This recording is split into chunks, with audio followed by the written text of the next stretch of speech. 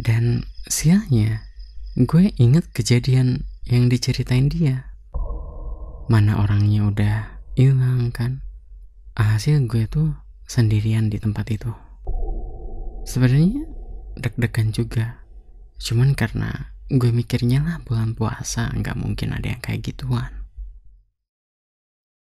Tapi nggak lama nih, ada sesuatu yang aneh di balik pohon pisang. Nah, si pohon pisangnya ini kena cahaya lampu dari rumah yang dekat kebun itu. Dan bener aja, pas gue lihat, sosoknya itu sama kayak yang diceritain teman gue. Oke, halo guys. Kali ini gue mau ceritain pengalaman dari orang yang bernama Padlan tentang diculik setan.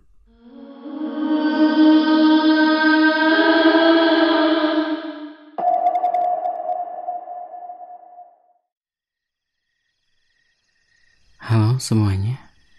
Pada kesempatan kali ini, gue mau ceritain pengalaman horor mengenai seorang anak yang diculik makhluk halus di kampung gue.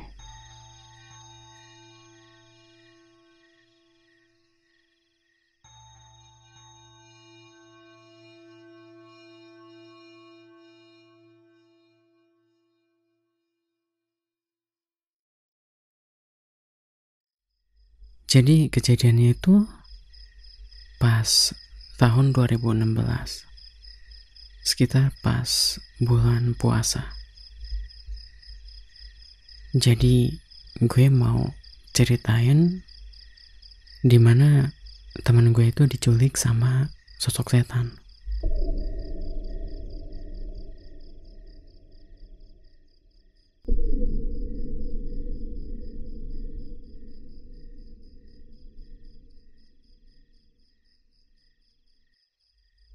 Waktu itu umur gue sekitar 11 tahunan dan masih SD. Jadi kejadiannya ini pas bulan puasa. Kalau merujuk ke bulan Ramadan sih kayak nggak mungkin ya ada sosok kayak gituan. Cuman yang bikin gue bingung sampai sekarang, kenapa sosok ini bisa muncul? Sebenarnya masih awal-awal bulan puasa pas waktu itu. Nggak tahu sekitar 5 Ramadan kalau nggak salah. Jadi di kampung gue itu anak-anak kalau habis selesai buka atau selesai adzan maghrib, jam segituan tuh mereka kayak main sebuah permainan. Kalau di Sunda tuh sebutannya popolisian. Dan popolisian ini ada yang jadi maling dan jadi polisinya. Jadi saling kejar. Nah, ini bakal ditentuin dengan cara mereka masing-masing. Siapa yang bakal jadi polisi dan jadi maling. Nah, pas malam itu gue meranin jadi maling. Jadi gue dikejar sama temen sampai dapat gitu. Cuman permainan ini tuh ya namanya malam, apalagi bulan puasa. Jadi ada sugesti berani ke tempat-tempat gelap. Kita itu yang meranin maling biasanya ngumpet. Entah itu di belakang tembok rumah orang, di dalam gubuk, atau mungkin di kebun-kebun. Nah, yang parah biasanya ada yang sampai masuk ke rumahnya sendiri. Ya, gimana cara nangkepnya kalau kayak gitu? Malam itu pas kita main gak ada apa-apa. Gak ada masalah, biasalah. Seneng-seneng aja gitu. Cuman pas besok malamnya, sebelum kita mulai permainannya lagi, salah satu dari teman gue itu bilang, Lan, jangan ngumpet di daerah situ. Ada kolong wewe. Katanya tuh gitu kan. Ya, gue langsung tepis perkataannya. Kata gue, gak mungkin lah orang bulan puasa. Mana ada yang kayak gituan. Pas malam itu sih gue gak ngumpet di daerah situ ya. Pokoknya tempatnya kebun singkong. Cuman banyak pohon abasiah gitu. Jadi lumayan agak gelap di situ. Tapi masih dekat rumah. Mana kata dia kemarinnya tuh sembunyi di situ. Cuman gara-gara dia lihat yang disebutin tadi, pindahlah. Tapi nggak ngomong apa-apa ke yang lain. Gue sih pas ngedenger itu percaya nggak percaya ya, apalagi bulan puasa. Kayaknya mustahil. Ya kan bulan Ramadan setan itu diikat katanya. Tapi ada satu waktu dimana gue itu ngeliat sosok yang disebutin sama teman gue ini.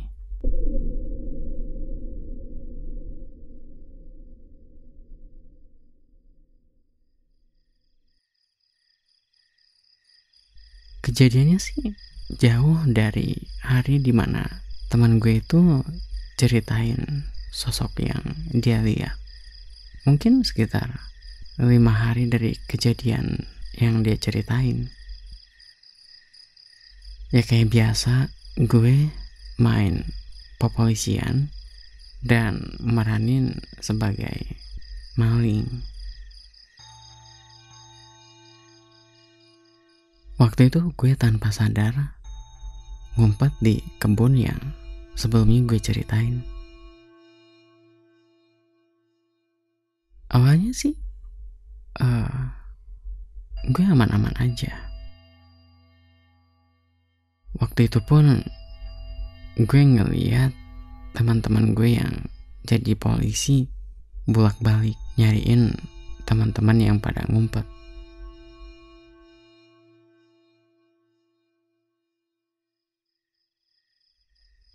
Nah, pas keadaan mulai sepi, tiba-tiba teman gue yang nyeritain kejadian sebelumnya itu lewat situ. Mungkin sama nyari teman yang lagi ngumpet juga. Dan sialnya, gue inget kejadian yang diceritain dia.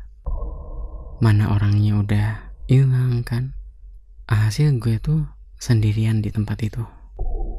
Sebenarnya deg-degan juga.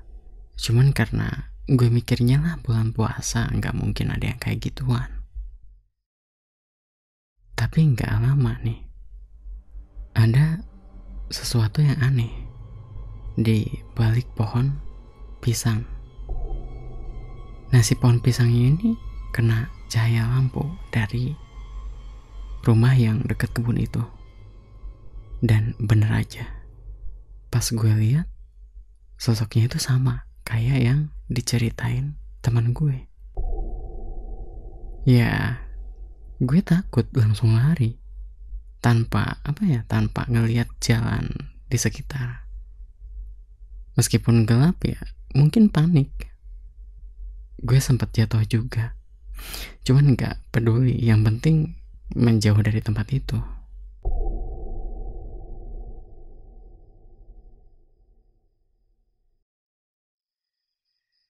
Halo semuanya, sebelum kalian lanjut ke cerita, tolong dukung channel ini dengan cara subscribe dan share, agar channel ini bisa berkembang dan terus menyediakan video cerita pengalaman horor setiap minggunya.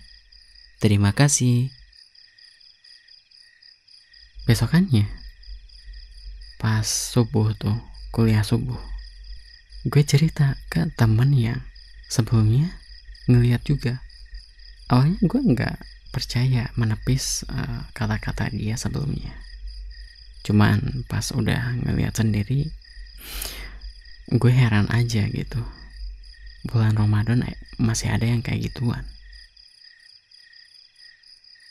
Malam berikutnya sama aja sih, gue masih main popolisian. Cuman ya nggak sampai ngumpet di tempat itu lagi. Soalnya udah ngalamin kejadian kayak gitu, mana mungkin juga kan gue mau ngalamin yang kedua kalinya. Selang 2 hari dari kejadian gue pas waktu itu, terdengar kabar teman gue yang namanya si Rusdi itu hilang katanya di kebun itu. Gue sih pas waktu itu mikir positifnya, ya mungkin gara-gara sosok ini yang mitosnya kerap nyulik anak-anak kan. Cuman belum pasti nih. Tapi kebenaran si Rusdi hilang itu beneran. Dan ada saksi juga, temen yang terakhir ngelihat dia itu ya masuk ke kebun itu. Gempar tuh kan satu kampung. Hasil semua orang tuh nyari-nyari dia. Itu lama banget nyarinya tuh, sampai manggil orang pintar gitu. Cuman gak dapet-dapet. Kayak si Rusdi itu bener-bener disembunyiin, hilang. Kayak masuk ke alam gaib gitu. Itu lama banget. Mungkin nyampe 10 harian si Rusdi enggak ketemu-ketemu. Sampai orang tuanya itu bawa orang pintar, entah dari mana gue juga gak tahu. Intinya bukan dari kota gue sendiri, tapi dari luar. Katanya si Rusdi itu ada. Setelah dicari-cari sama orang pintar ini, ketemu. Katanya ada di kebun pisang yang pas waktu itu gue ngeliat sosok ini. Dan yang nyuliknya itu sama kayak yang sebelumnya gue lihat. Kalau ngebayangin hal itu, mungkin gue malam itu nggak kabur. Ya sama nasibnya kayak si Rusdi.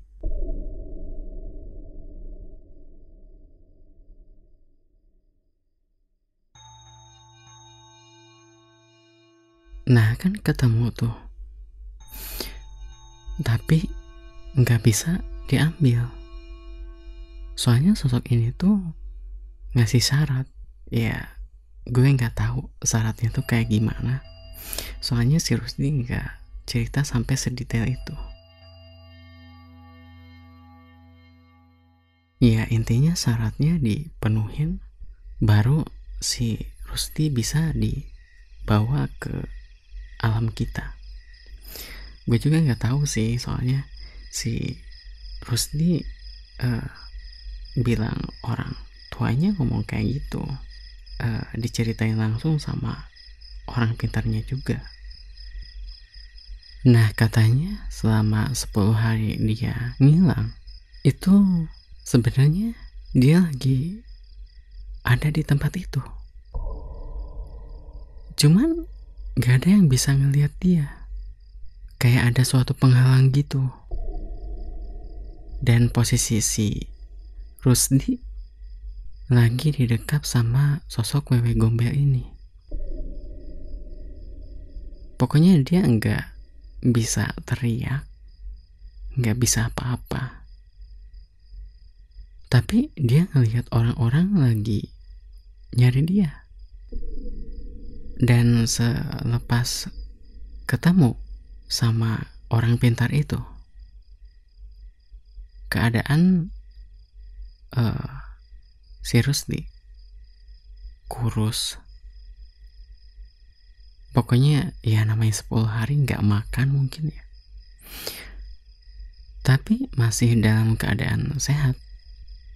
Terus pas dimana momen si Rusdi ini hilang, katanya dia ngumpet di balik pohon pisang. Terus tiba-tiba ada kayak kain panjang dari atas, warnanya putih sampai nutupin bagian pohon pisang yang ada di sekitar situ. Nah, dari kejadian kain itu tiba-tiba ada sosok yang sebelumnya gue ceritain. Tiba-tiba ngehampirin si Rusdi, terus ngedekap dia. Dan mungkin saking kencang dekapannya itu, dia itu pingsan, gak inget apa-apa. Dan bangun-bangun udah dalam keadaan dia ngeliat sosok ini lagi meluk dia.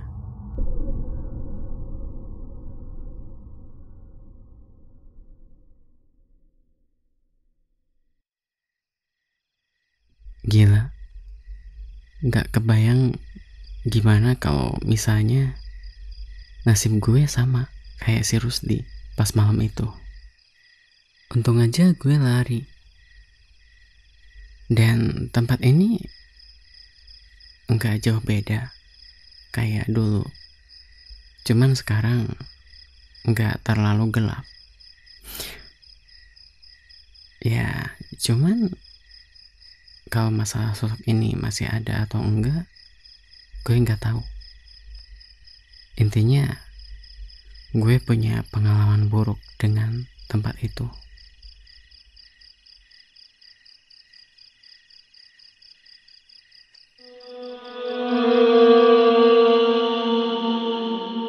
Gimana menurut kalian cerita horor kali ini?